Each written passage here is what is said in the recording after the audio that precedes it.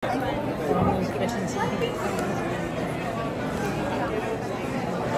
siya. Hindi mo makonti.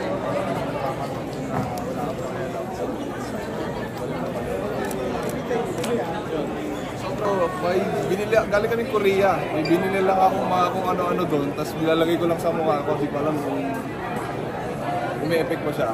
Pero parang may nagbabago naman daw eh. Sabi ng mga tropa ko. Saka nung mama ko. Hindi ko lang alam sa mata ng iba. Thank you po. Yung interview niyo mo with Deadpool Wolverine. Kumusta yung, paano mo nalaman na ma-interview mo siya? What's the process?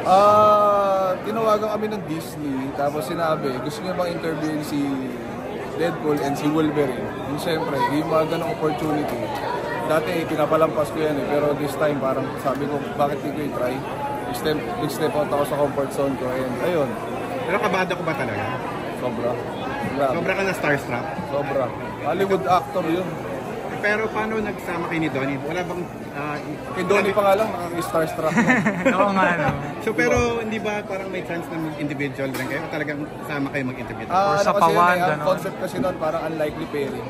So parang Deadpool and Wolverine is a unlikely pairing. Oo Kasi nga. Donnie and Kong na combination na isang actor ay vlogger. So, ayun. Sobrang ganda. Congrats. Maraming Job well salamat po at done. gustuhan niyo. Is this your first time attending Jimmy Gala? First time po. First time? Grabe. How does it feel? Anong Ngayon lang ako nakakita ng ganito karaming artista sa isang lugar. Grandes First time. talaga. Minsan pupunta ako ng GMA, wala naman akong nakikita pero ngayon sama-sama lahat. Sila Mang Susi sa unang hirit. Bata pa lang ako, pinapanood ko na sila. Ayun, name top 3 Kapuso stars na gusto mo makamingle or makakatch up with? Siguro po si number 1, syempre si Kuya Dingdong. Number 2 si Alden. And number 3 siguro si... sino pa ba? Siguro si Ruby. Puro kamukha mo? Oh, grabe. Grabe naman po. Talagang kamukha ko si Yes, ayun. Thank you and enjoy the night ko.